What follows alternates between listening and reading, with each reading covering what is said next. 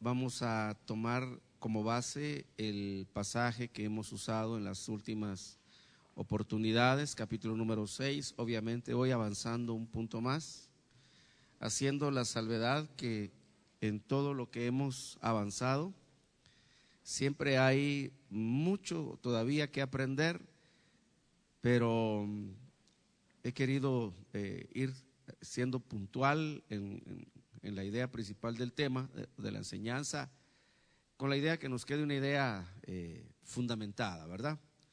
Lo que aprendemos, hermano, y lo que oímos debe tener su sustento bíblico. No podemos nosotros caminar ni confiar sobre ideas místicas que no tengan ninguna base escritural, porque eso es sumamente peligroso. Entonces vamos a ir al capítulo número 6 de la carta a los Efesios y vamos a tomar las dos ideas principales que hemos venido desarrollando. Usted me dice amén cuando tenga la cita. Efesios 6, verso 11, Efesios 6, verso 13. Dos instrucciones del apóstol Pablo. Por supuesto, esto hay que entenderlo en su dimensión espiritual. Al decir espiritual, hermano, lo que debemos entender es que corresponde a un ámbito eminentemente espiritual. No estamos, hermano, tocando un ámbito material o natural. Por consiguiente, nuestro pensamiento debe ir en ese sentido. Dice entonces en el verso 11, instrucción del perito arquitecto de la iglesia a la iglesia, revestidos con toda la armadura de Dios, para que podáis estar firmes contra las insidias del diablo. El Señor Jesucristo, por su palabra, hermano, define que nosotros tenemos un adversario. ¿Y cuál es el adversario? El diablo. Es nuestro depredador común, ¿verdad? Por excelencia, es el depredador de los cristianos. Por supuesto que tiene a su servicio una estructura de espíritus, de demonios, de entidades espirituales que utiliza muy inteligentemente para poder dañar nuestra vida espiritual. Luego en el verso 13 dice, por tanto, tomad la armadura de Dios para que podáis resistir en el día malo. O sea, dos razones espirituales, hermano, que nos llevan a nosotros a entender, y como lo dice el texto en los versos que leímos por ahí, lástima, la pantalla no me permite tener los dos textos, pero no es donde nos vamos a centrar tampoco. Entonces vemos, hermano, la necesidad de la armadura de Dios en nuestra vida como una herramienta de orden espiritual para nuestras batallas espirituales. Nosotros, hermano, estamos sumergidos en un ambiente que nos es hostil. El Señor Jesucristo lo dijo con toda claridad, el mundo me odió a mí, los va a odiar también a ustedes. O sea, estamos en un ambiente donde no somos bien recibidos, donde no somos bien vistos. Hermano, el mundo no nos soporta, no nos tolera a nosotros porque hemos sido lavados con la sangre preciosa de un cordero sin mancha. Hemos sido liberados de las cadenas, las ataduras que el mundo desarrolla.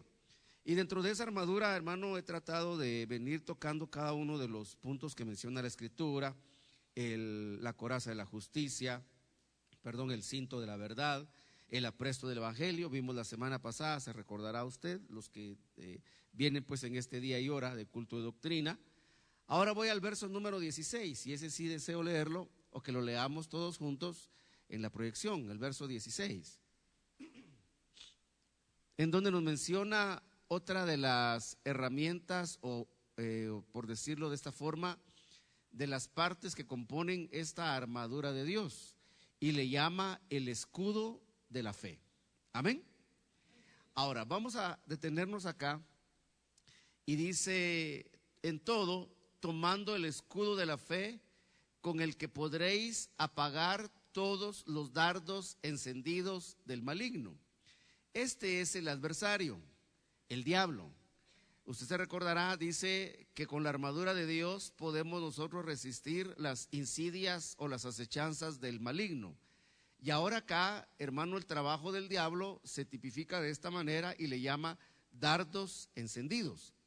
Pero el escudo de la fe es esa parte de la armadura de Dios que a nosotros nos permite evitar, hermano, que esos dardos del diablo nos hagan daño. Ahora, ¿qué es el escudo de la fe? Vamos a ir, hermano, o vamos a empezar recordando la definición que la Biblia nos da de fe. ¿Y qué dice la Biblia que es la fe? La certeza de lo que se espera y la convicción de lo que no se ve. En esencia, fe es creer. Amén. Eso es en esencia. Usted va a encontrar, hermano, que se habla de la fe en algunas diferentes formas de aplicarla o de presentarla, y aunque es una palabra tan cortita, 2 letras nada más, hermano, abarca un sinfín de aspectos que es muy interesante estudiar. Pero, por ejemplo, dice la Biblia que nosotros somos salvos por medio de la fe. Amén. Dice la Biblia que somos justificados por medio de la fe. Dice la palabra de Dios que parte del fruto del Espíritu en nosotros es la fe. Y dice la Biblia que sin fe es imposible agradar a Dios. También dice la Biblia que lo que no procede de fe es pecado. Es decir, la fe, hermano, tiene que ver con toda nuestra actividad espiritual. Y por supuesto, como resultado de un buen uso de la fe en nuestra vida espiritual, habrá también un buen resultado en nuestra vida natural, como producto de ese trabajo que hace la fe. Pero todo eso que mencionamos, la fe que es parte del fruto del Espíritu en nosotros, la fe sin la cual es imposible agradar a Dios, la fe que hace que todo lo que no le corresponde a ella sea pecado, todo eso que nosotros encontramos definido por la fe, parte de una idea esencial que es creer. Amén. Y yo creo que esa idea la tenemos suficientemente clara la mayoría de nosotros, o quizá todos nosotros, ¿verdad? Que la esencia de la fe es creer. Ahora fíjese pues, dice entonces la Biblia que lo que nosotros creemos forma un escudo. ¿Qué es entonces lo que va a atacar los dardos encendidos del maligno? Sí, por supuesto, hermano. Alguna otra vez podemos aplicar los dardos encendidos del maligno en forma de malos pensamientos, en forma de tentaciones, en forma lo que tiene que ver con nuestra moralidad cristiana. Pero si vamos a la esencia de lo que es la fe, hermano, los dardos encendidos del maligno lo que buscan es dañar aquello que nosotros creemos. ¿Me explico?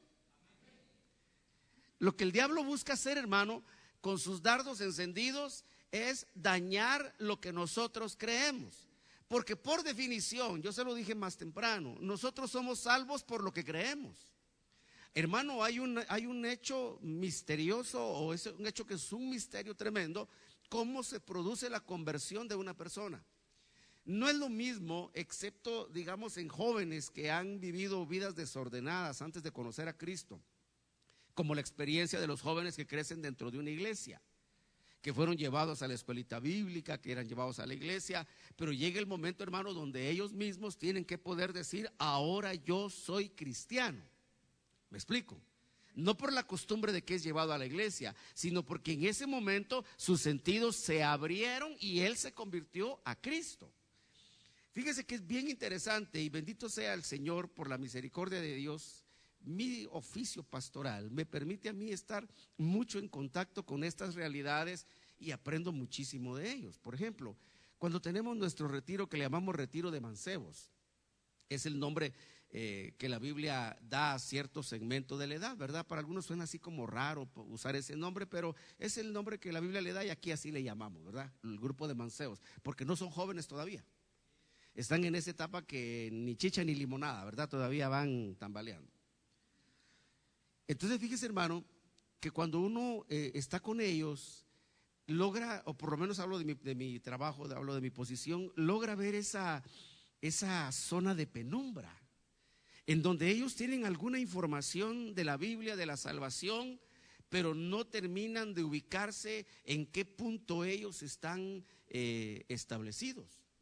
Por eso en nuestro retiro que hacemos con este grupo de muchachos, siempre el énfasis que yo doy a cada una de las enseñanzas es sobre la realidad de ser creyente, la realidad de ser cristiano. Y este año tuvimos una experiencia muy linda, el tema se prestaba mucho para esto, Y como resultado, hermanos, regresando del retiro, 13 jóvenes vinieron a bautizarse. ¿Me explico? No porque los trajeron los papás, sino porque después de la confrontación de la palabra, de ver hermano, la realidad de la salvación y la realidad de la perdición, ellos tomaron la decisión de ubicarse del lado correcto. Y hace un mes más o menos por allí ellos descendieron a las aguas del bautismo, los 13 que se bautizaron, 13 jovencitos. Ahora, ¿por qué le menciono esto? Porque, hermano, es bien difícil poder hacer un esquema descriptivo que defina cómo se produce la conversión de una persona. Es diferente a aquel que viene del mundo, que ha estado, hermano, en lo más profundo de la pocilga, se le predica a Cristo y se convierte. Pero sea cual sea la forma como se dé, fíjese, hermano, que hay algo bien interesante, y es que hay un momento que marca una realidad, y es el momento cuando la persona sabe que algo ha sucedido en su interior. ¿Y qué es lo que sucedió? Dice la Biblia, usted lo puede corroborar, aunque lo vamos a leer un poquito más adelante. Dice la Biblia que la fe viene por el oír. Amén. De ahí la importancia, y otra de las razones, otra de mis, argumentos, si puedo decirlo, de por qué mi insistencia que hay que traer a los muchachos a la iglesia aunque vengan a hacernos trompitas aquí a las sillas. ¿Me explico? Porque la fe viene por oír. Si no oyen, ¿cómo va a venir la fe? Sentados ahí, hermano, quizá de mal genio, de mal gusto, quiera la gracia divina en un momento taladrar sus oídos y que la palabra de Dios abra el conducto y llegue a su corazón y ellos se den cuenta de la necesidad de ser salvos. ¿Me explico? Versus el no complicarse la vida y dejarlos en la casa con la televisión y el internet. Porque el tiempo que nosotros desperdiciamos, el diablo lo aprovecha muy bien, pero perfectamente bien. ¿Me doy a entender, hermano? Bueno, espero que sí. Ahora fíjese pues, ¿qué es lo que produce la fe en nosotros? A mí se me pierde acá la proyección. ¿Qué es lo que produce la fe en nosotros? Mire pues, permítame un poquito de tiempo en esto.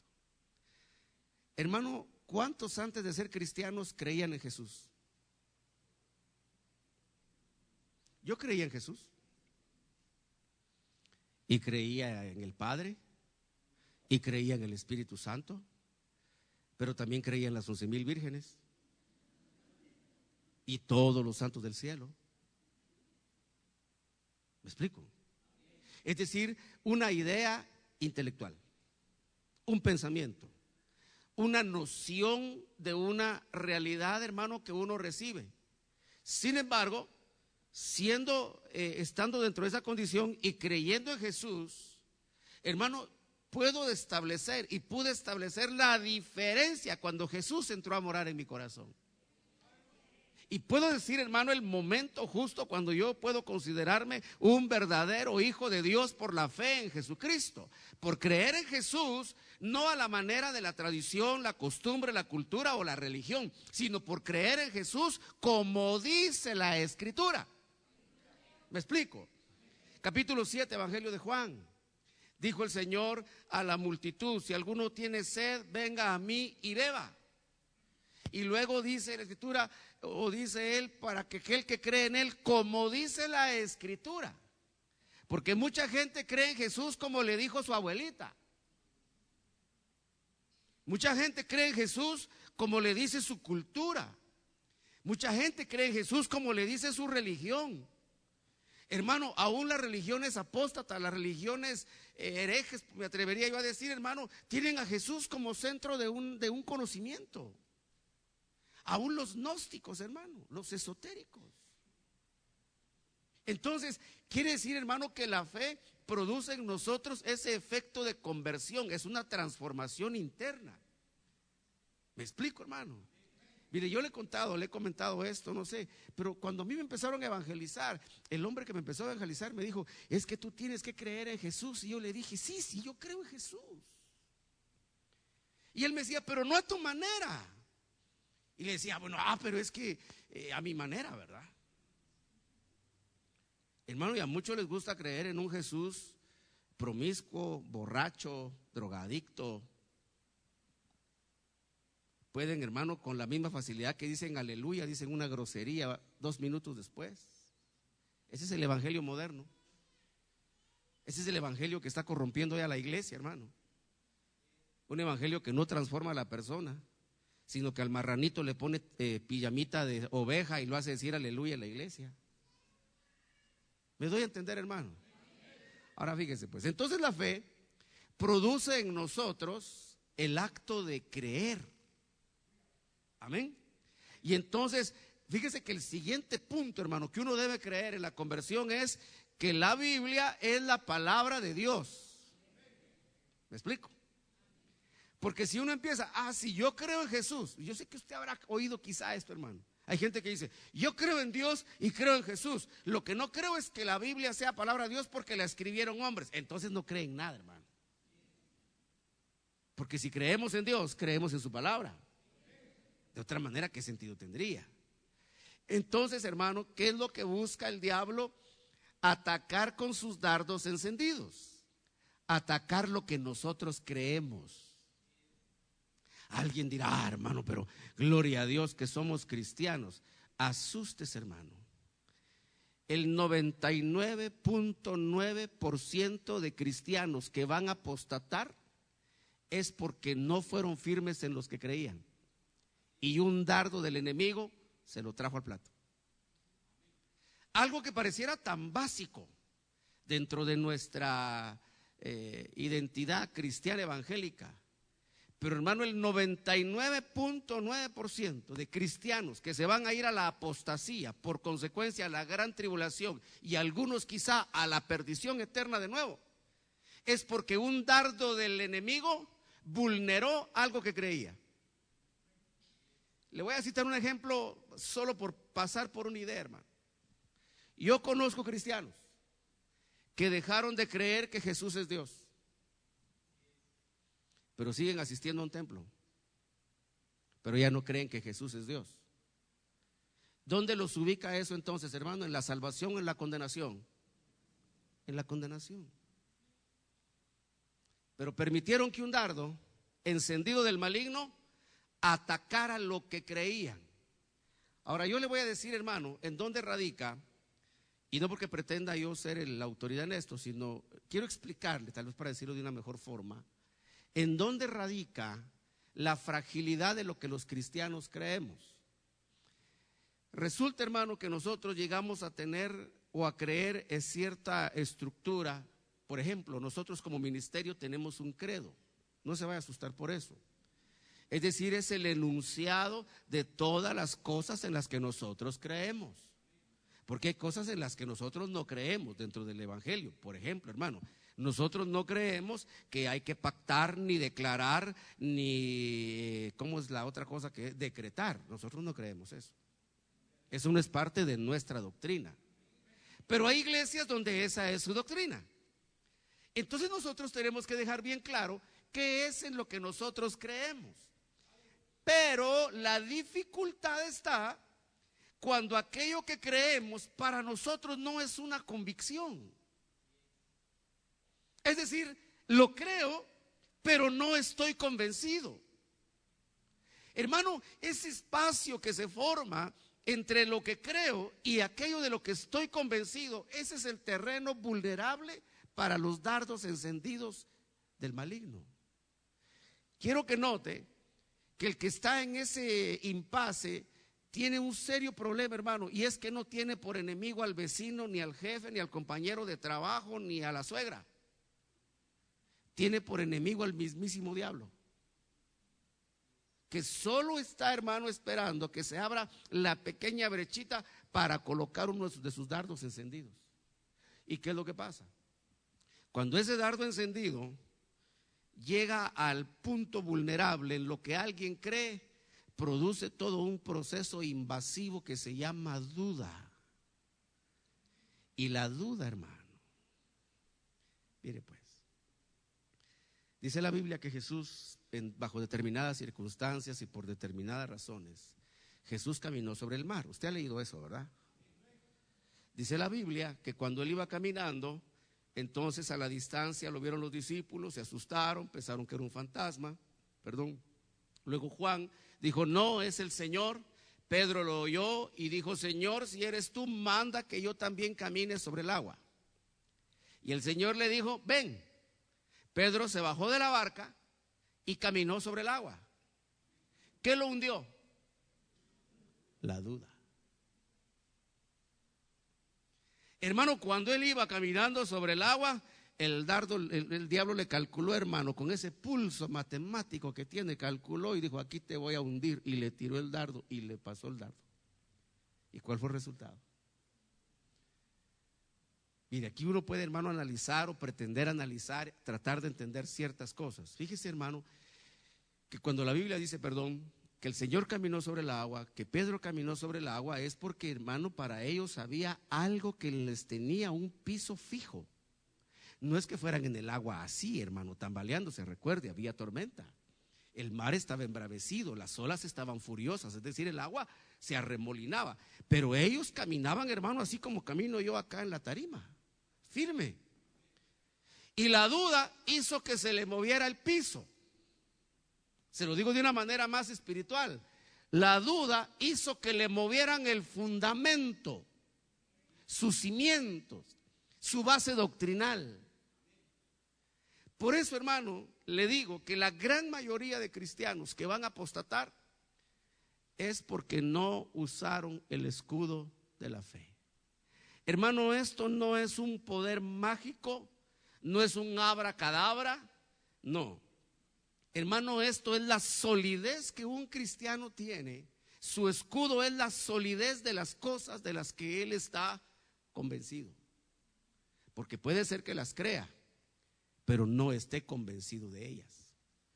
Fíjese que en términos congregacionales, la convicción es lo que hace a una oveja identificarse con el ministro que lo cubre. Solo la convicción. Si solo cree, no. Lo que cree no lo vincula, tampoco lo responsabiliza, porque él solo cree.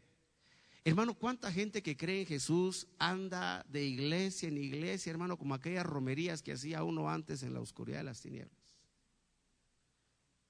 El argumento es que como son cristianos maduros, no son melindrosos, pueden comer de cualquier cosa. Eso es lo que ellos piensan. Pero el diablo piensa muy diferente. ¿Me explico, hermano?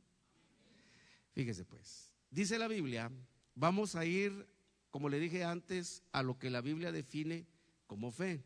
Y usted va a ver qué interesante es esto. Es decir, yo espero, hermano, contagiarle a usted de la pasión que me da la palabra de Dios y que a usted le parezca interesante lo que a mí me parece interesante, que a usted le parezca extraordinario lo que a mí me parece extraordinario, que a usted le parezca maravilloso lo que a mí me parece maravilloso. Eso es lo que yo espero, hermano. Y a mí la palabra de Dios, hermano, me apasiona. Hebreos capítulo número 11.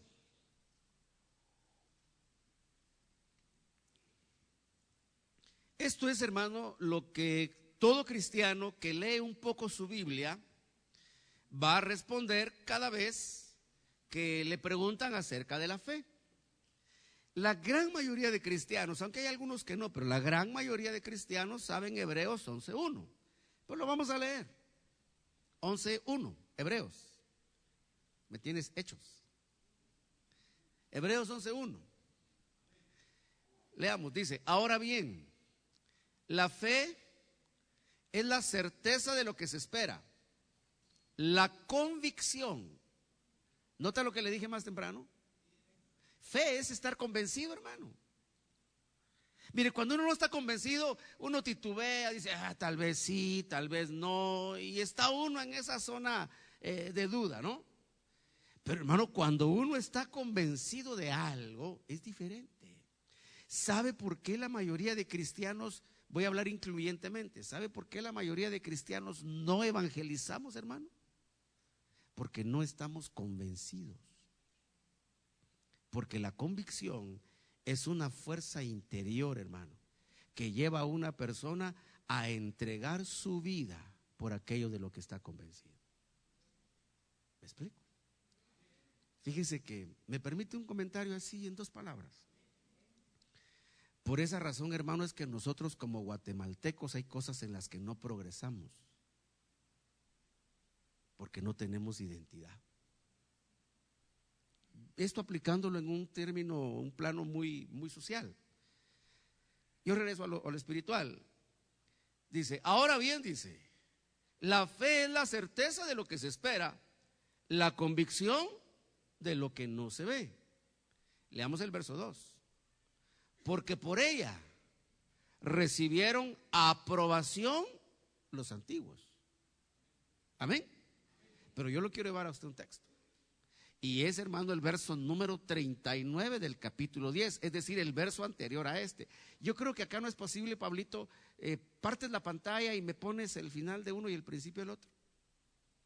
Usted lo puede empezar a leer ahí en su Biblia, hermano.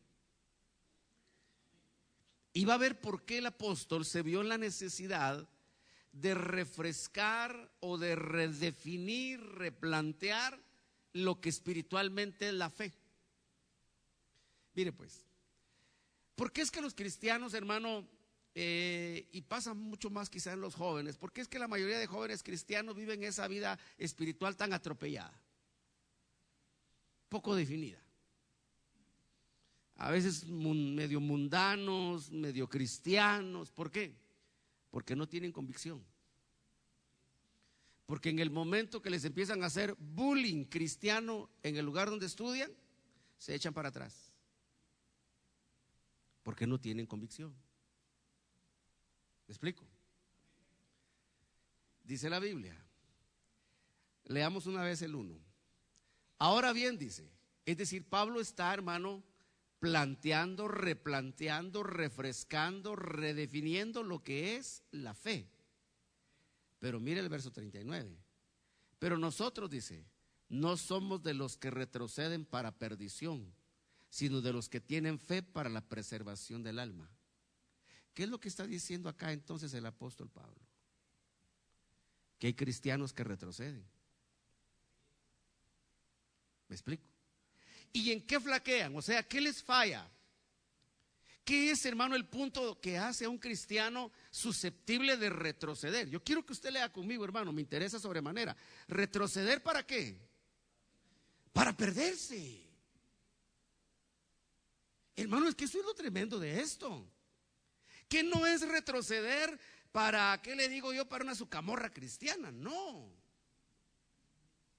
Es que retrocede, y cuando un cristiano retrocede, ¿hacia dónde retrocede?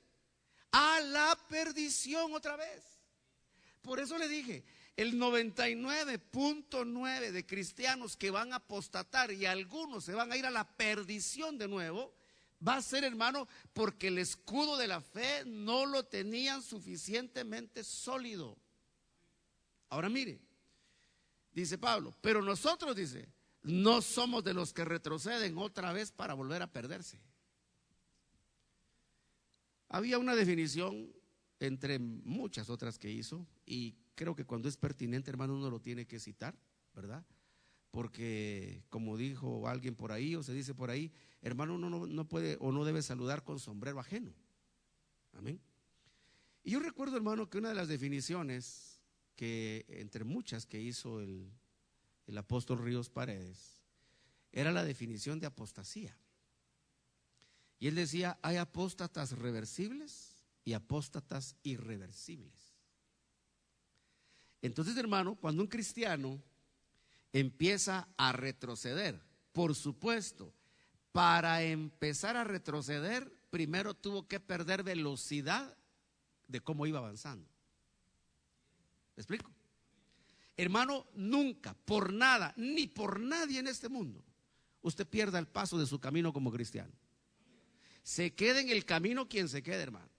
Yo sé que a veces, hermano, mis palabras se prestan a alguna mala interpretación, puede ser, o puedo sonar muy radical o muy masacre, como se dice, ¿verdad? Pero, hermano, es la verdad. Hermano, ¿se recuerda de la mujer de Lot? Y Jesús la puso como ejemplo.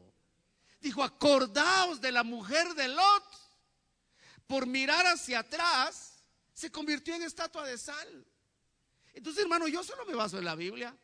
Cuando yo le digo, hermano, no pierda el paso por nada, ni por nadie, por quien sea, hermano.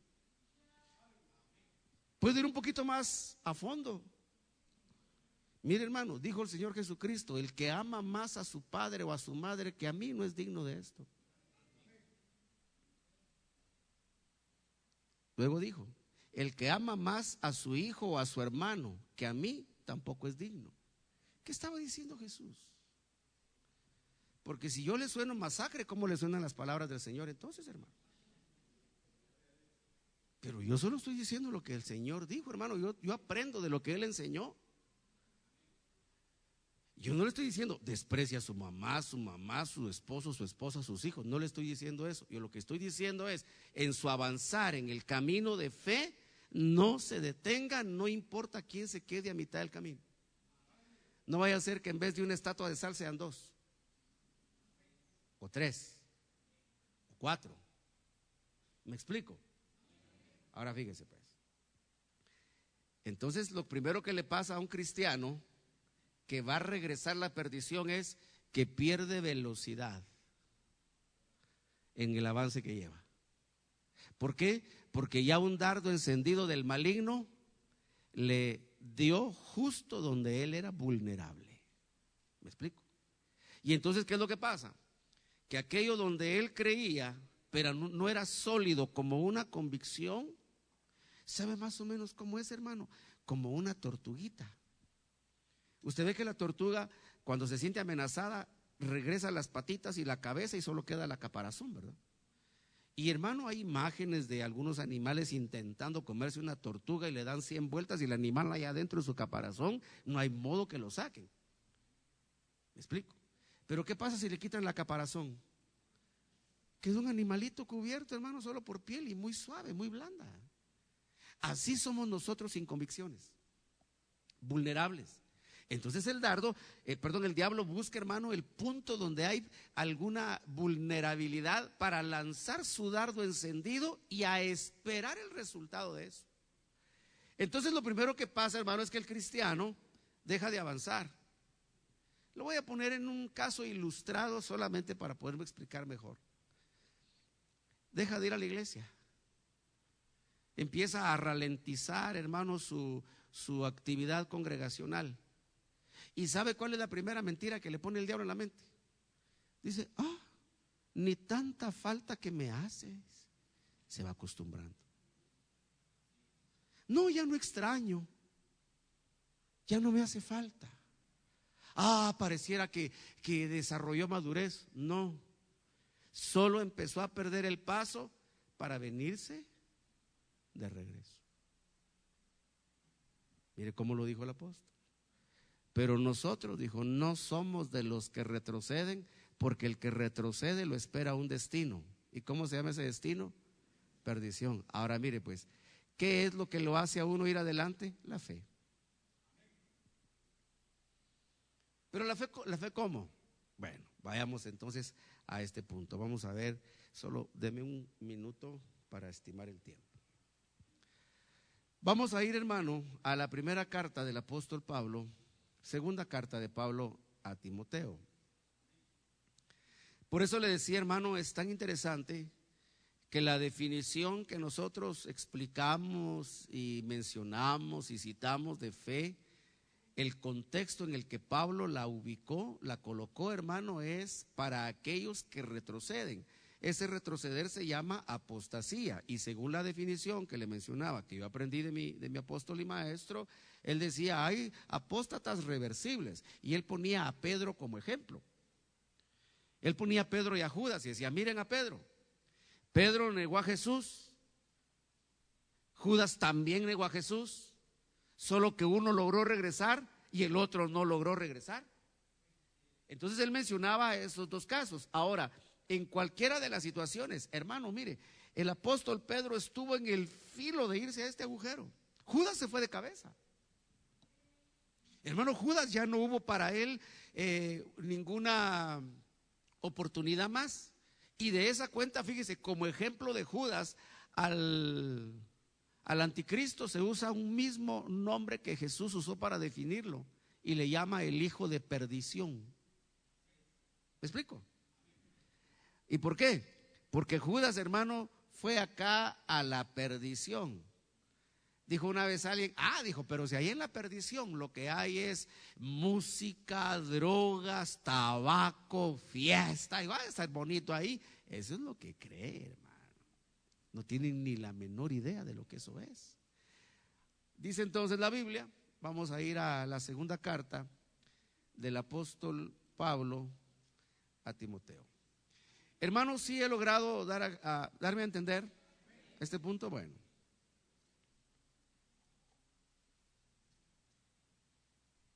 ¿Usted quiere avanzar o quiere retroceder? Avanzar. Ahora yo le voy a decir algo, hermano. Usted no está exento de que el diablo le haga centro con un dardo encendido.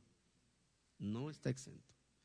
Hermano, yo sería un falso si le dijera, no, hermano, usted ya, ¿qué le dijera? Ya está con un pie en el arrebatamiento. No. Si no se toman las decisiones apropiadas, hermano, cualquiera de nosotros, incluyéndome, podemos tropezar. Dice la Biblia, segunda carta de Pablo a Timoteo, capítulo número 3, verso 14. Yo lo voy a leer en la proyección. Fíjese pues, instrucción de Pablo como apóstol a su hijo en la fe. Hermano, Pablo dijo de Timoteo cosas preciosas, hermano. Le llamó, fíjese, de esta manera le dijo, un verdadero hijo en la fe. ¿Cómo se sentiría usted que Pablo hubiera dicho así de usted? Pero de él lo dijo, eres un verdadero hijo en la fe.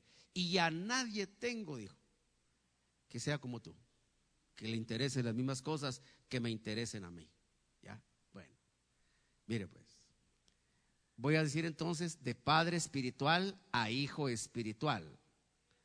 Tú, sin embargo, persiste en las cosas que has aprendido. ¿Qué es persistir? Permanecer, morar, perseverar, no flaquear, no claudicar. Pero ¿por qué, hermano, viene Pablo y le dice, persiste en las cosas que has aprendido? Porque es un punto vulnerable de nuestra fe.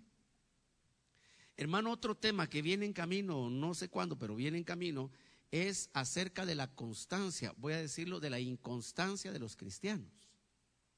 Pero ahora aprovecho para conectarlo con esto.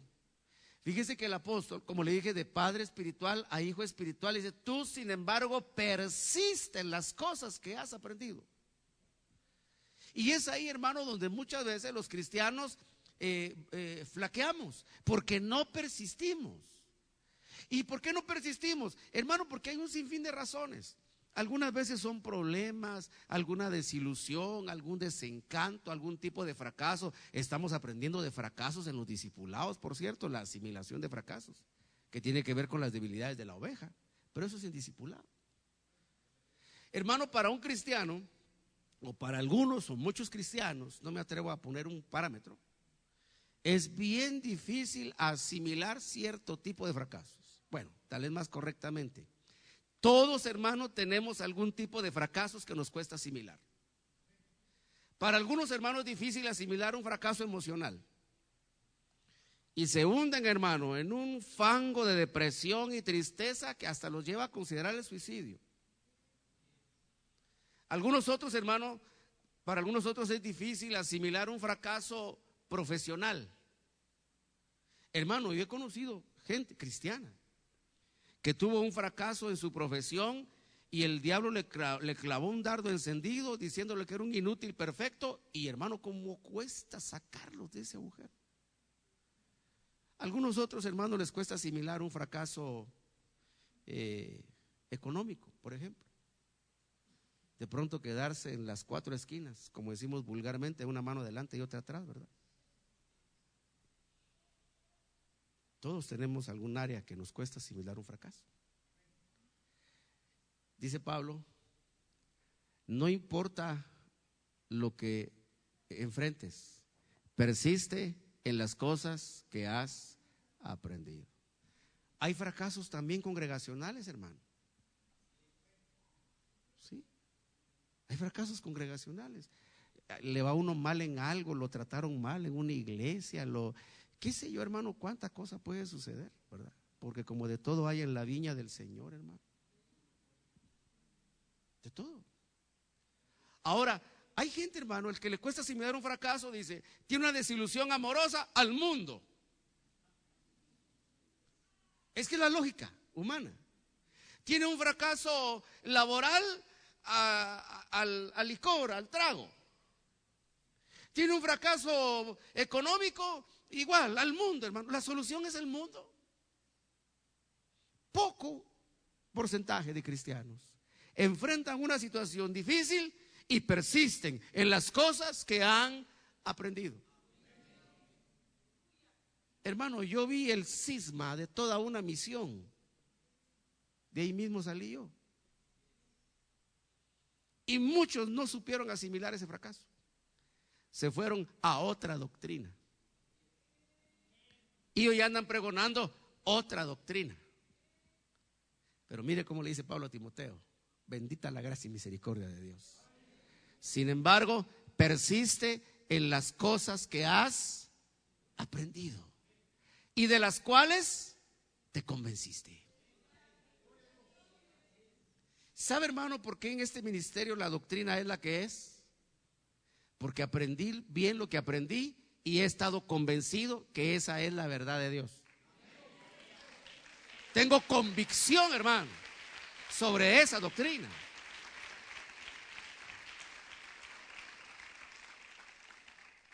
¿Y qué da, hermano, esa seguridad? Mire lo que le dice luego Pablo a Timoteo: sabiendo de quiénes las has aprendido.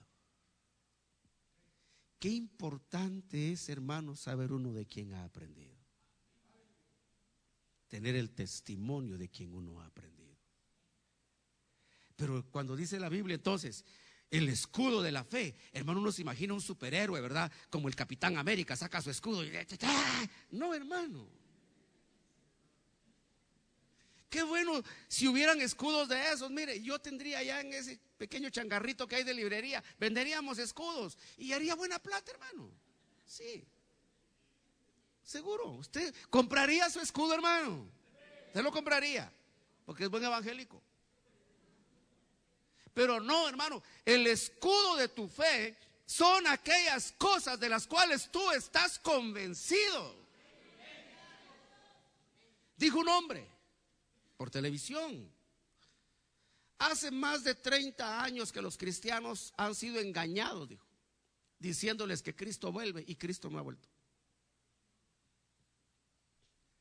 ¿Y qué tienen, dijo, de estar esperando a Cristo? Nada.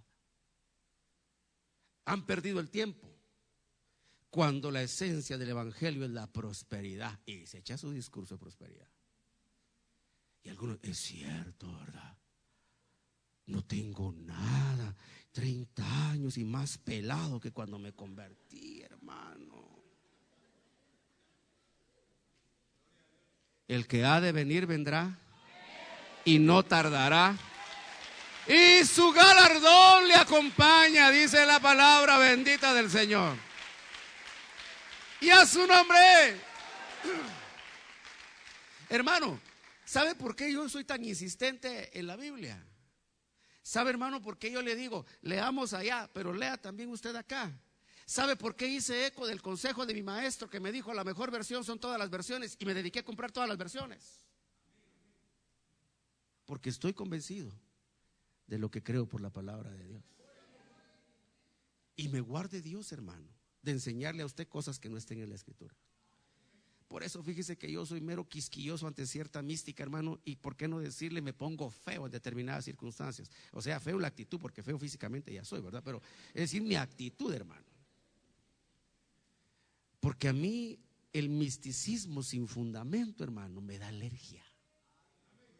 Pero cuando alguien me cita la bendita palabra de Dios, hermano, me endulza el paladar y me bendice. Cuando yo retomo, hermano, algún material de quien fuera mi maestro y lo oigo y me hace regresar, hermano, digo, qué cosa más preciosa la palabra de Dios. No por apego emocional, es por esto, mire. Las cosas que he aprendido ¿de quién las aprendí? Mira el siguiente verso, le dice Pablo a Timoteo, porque desde la niñez has sabido las sagradas escrituras, pero llegó el momento que se te hicieron convicción. Ahora persiste en ellas. ¿Por qué? Porque te dan la sabiduría que te lleva a la salvación mediante la fe en Cristo Jesús. ¿Me doy a entender, hermano? La palabra nos da la sabiduría que nos lleva a la salvación mediante la fe. Aquí se vuelve a citar, mire, hermano, mediante la fe. Ahora fíjese pues, hermano, cuando más consistente es la doctrina en una persona, más apetecible se hace para el diablo. Fíjese pues, hermano, yo he visto cristianos retroceder en su camino cristiano porque les han dicho: y ya descubriste tus raíces judías. Ah, sí. ¿Con qué letra termina tu apellido? Con Z. Ahí está. Eres judío. Gloria a Dios. Y tienes que vivir como judío. ¿De veras? Sí. Y empiezan a retroceder para perdición. Hermano, esto es jocoso, pero es triste cuando uno ve gente que ama ir a la perdición. Yo le decía el domingo, hermano, no todas las iglesias son buenas. Ah, usted pretende decir que usted es el único bueno. No, hay varias iglesias, muchas iglesias buenas, pero no todas son buenas. No en todo lugar se predica la palabra que lleva a la salvación. Hay lugares en donde se está predicando palabra que lleva a la perdición. ¿Y qué hacemos nosotros? Hermano, juzgue por la escritura. Dice el texto. Verso 16, si me subes el 16, Pablito. Fíjese pues, aquí voy a aprovechar yo, hermano, darme una mi columpiadita pastoral. Amén. Pero usted viene discipulado de doctrina, usted aguanta con esto y con más. Toda escritura es inspirada por Dios. ¿Cuántos están de acuerdo con eso? Que den una ofrenda de palma a los que creen que toda la escritura está inspirada por Dios.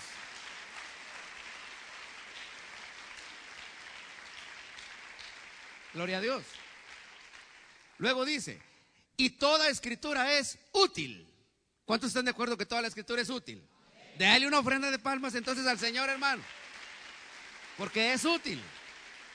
Amén. Quiere decir, hermano, que la escritura es una herramienta.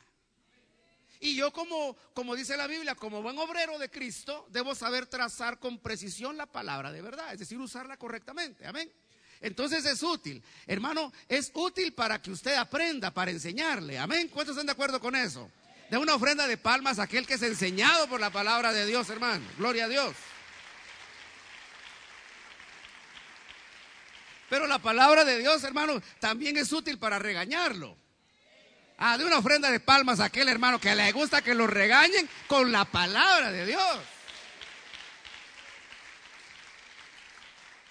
Déjeme decirle algo, hermano.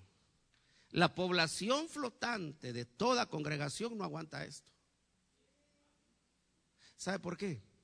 Los hermanos que fueron al retiro de varones van a entender más esto. Porque ellos son del nivel 1 de discipulado. Y en ese nivel, hermano, lo que la gente quiere es pan, bebida, vestido, calzado y milagros. Nada más. ¿Regañarlos? No, eso no. Hay que exaltarlos, hay que lisonjearlos, porque mientras más cosas bonitas les digamos, más dinero nos van a dejar. No, hermano, yo prefiero hablarle a usted con la palabra de Dios, aunque ese día enojado se lleve su diezmo de regreso.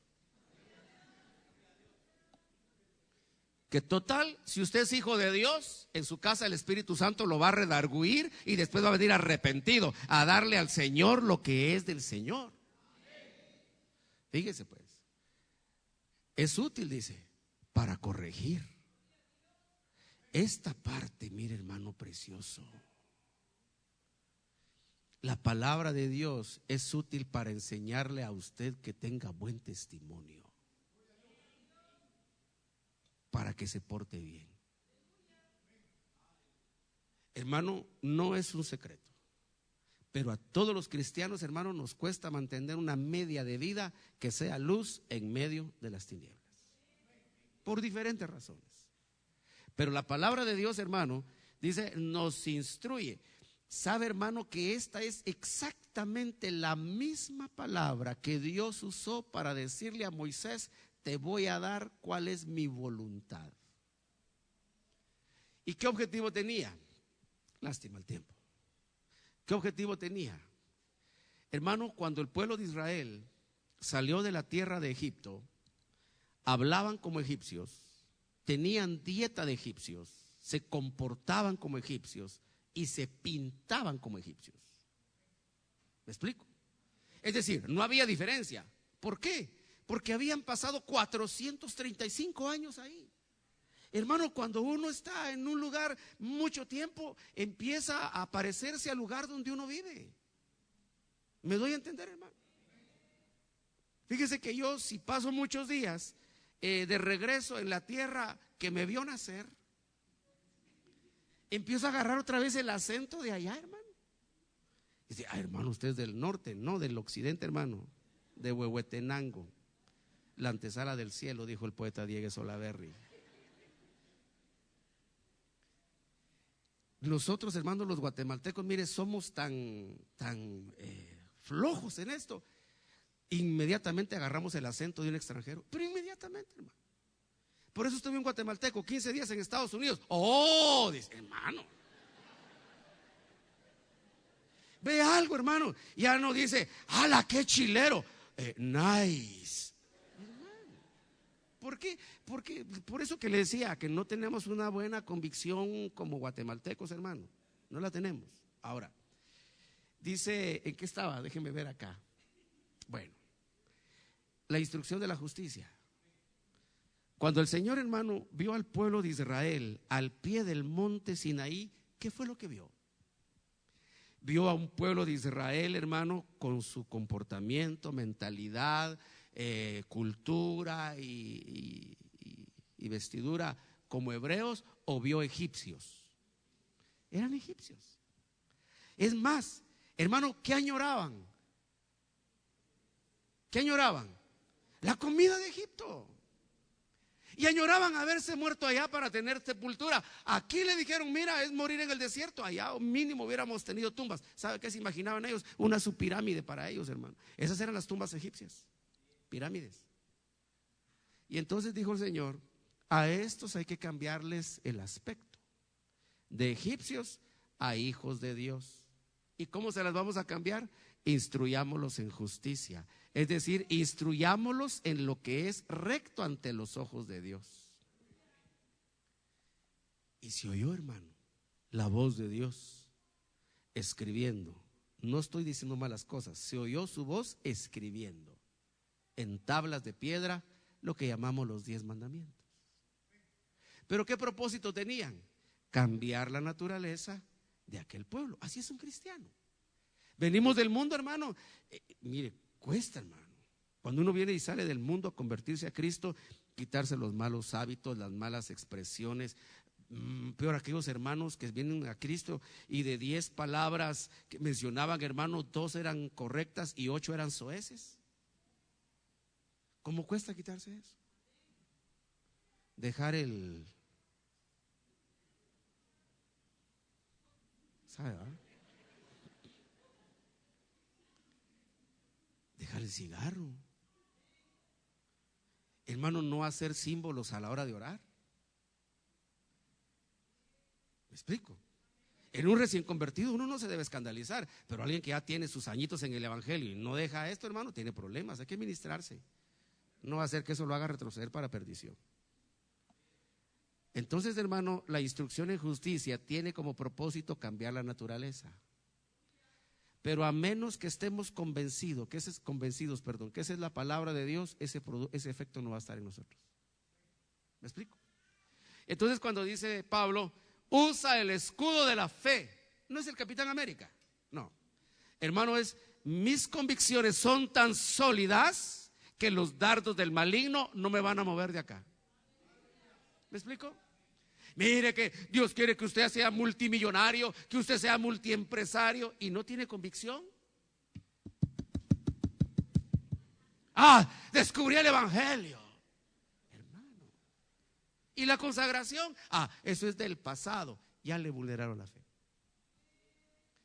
Termino con un ejemplo bíblico. Hay mucho aquí todavía más, hermano, pero el tiempo terminó. Termino con un ejemplo bíblico. Hermano, ¿con qué derrumbó la serpiente a Eva? Le lanzó un dardo. ¿Por qué? Porque había algo de lo que ella no estaba convencida.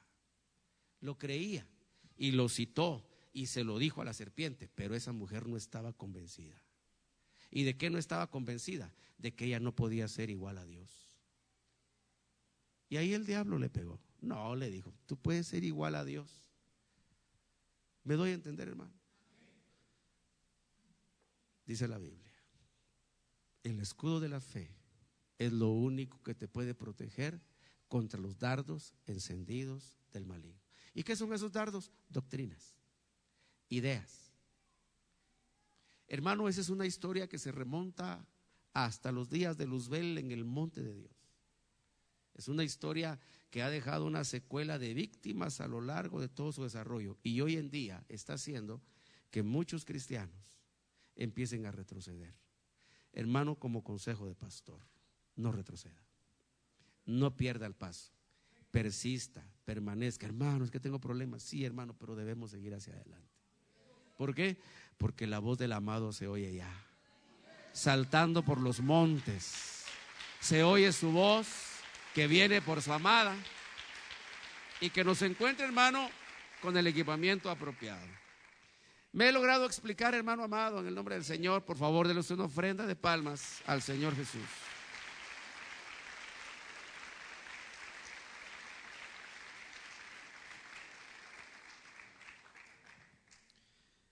Hermano, el diablo lo va a asediar a usted. Oiga que se lo estoy diciendo. Le va a atacar, hermano, lo que usted cree. Le va a intentar atacar la doctrina que usted tiene. Se la va a intentar sacar. Le va a llegar, hermano, muy sutilmente, muy hábilmente. ¿Y sabe qué es lo tremendo? Le voy a explicar cómo es este proceso. Cuando el diablo ve un punto vulnerable, lanza el dardo. Ese dardo encendido lo que hace es horadar, es decir, producir una perforación en la muralla con la que Dios lo protegió a usted el día que lo alcanzó con Cristo Jesús. Porque el Señor a lo que salva, lo protege. Entonces, cuando pegó ahí, le horada un agujero. En ese pequeño agujero, hermano, logra poner su pie un dios que se llama Baal de Peor, que es el dios de la división, de la brecha o de la fisura. Pero es, hermano, como el efecto de una cuña. Fíjese que se sabe la manera como partían grandes bloques de piedra en la antigüedad. Por ejemplo, se conocen las famosas esculturas de Miguel Ángel, hermano, esas obras que han deslumbrado al mundo.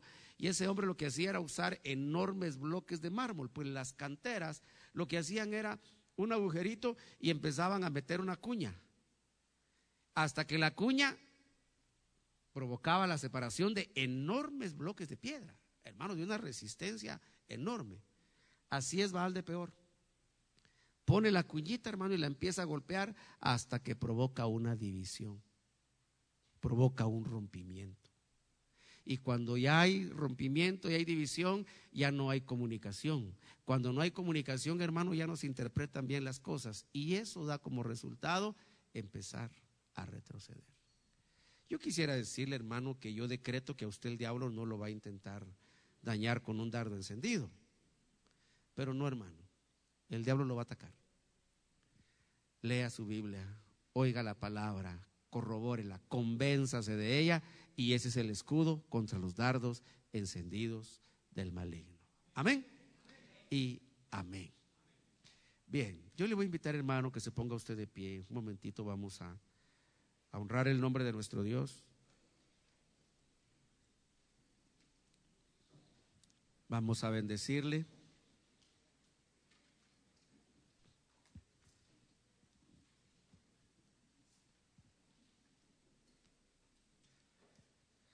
Así de pie y todavía sin cerrar sus ojitos, quiero que escuche lo que le voy a decir, mirándome. A mí me chivea que me miren, pero míreme. ¿Por qué cree usted que el apóstol Pablo escribió esto en la carta a los Filipenses? Y convencido que el que empezó en vosotros la buena obra la perfeccionará hasta el día de Cristo Jesús. ¿Sabe, hermano, que esa era una de las razones por las que Pablo soportó cárceles, prisiones, rechazo, azotes, vergüenza, lapidaciones? Porque tenía convicción. Y dijo: el mismo que empezó en estos la buena obra es poderoso para terminarla. Porque, hermano, Pablo tuvo entre los privilegios de su ministerio poder ver la iglesia al final. Recuerde que fue el hombre que vio el arrebatamiento. Ni Juan, con toda su revelación de Apocalipsis, se lo voy a decir de esta manera, ni Juan, hermano, con toda su revelación de Apocalipsis, pudo ver el levantamiento de los que no prueban la muerte. Pablo la vio. Y esa convicción, hermano, le hizo soportar todo lo que soportó para predicar el evangelio. Por eso nosotros somos un poquito complicados para evangelizar, porque a veces no estamos muy convencidos, hermano. Y por no estar convencidos no estamos dispuestos a sobrellevar la burla, la mofa, el rechazo, que le digan: ah, si yo te vi entrando a una iglesia. No, yo de casualidad pasé por ahí. Ah, yo te vi que estabas haciendo esto. A veces que los jóvenes salen a repartir tratados, por ejemplo, porque necesitamos convicción. ¿Por qué los jóvenes cristianos naufragan en su fe, hermano? Porque no tienen convicción. Y entonces quieren sentirse bien comportándose como egipcios, cuando ya la fe de Dios quizás está naciendo en su corazón. Amén. Levante sus manos. Y si usted está convencido, hermano, de lo que usted es para Dios, entonces bendiga a Dios.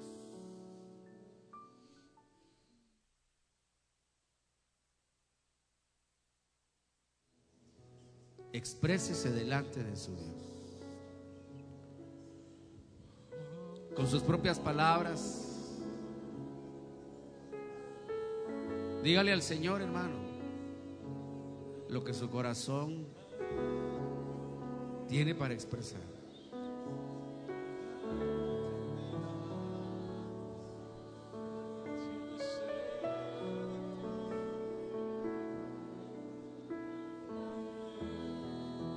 Voy a retomar para mí las palabras de Pablo cuando dijo: y estoy convencido que el que empezó la buena obra la perfeccionará hasta el día de Cristo Jesús. Hermano, levante sus manos con convicción y levante su voz con convicción. Ahí donde el diablo te vea flaquear, ahí te va a tirar el dardo encendido.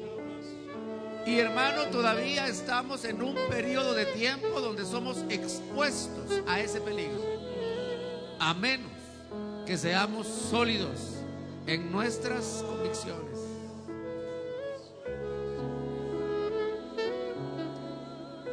Oh, sí, Señor, en el nombre poderoso de Jesús. Por eso te damos gracias. Por eso, Señor, nosotros te alabamos, te adoramos, te bendecimos.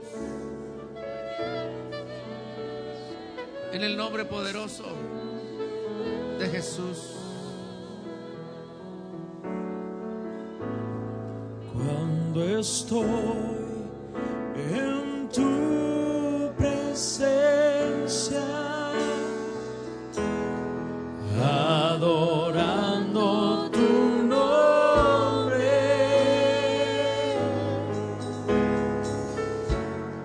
algo empieza a suceder.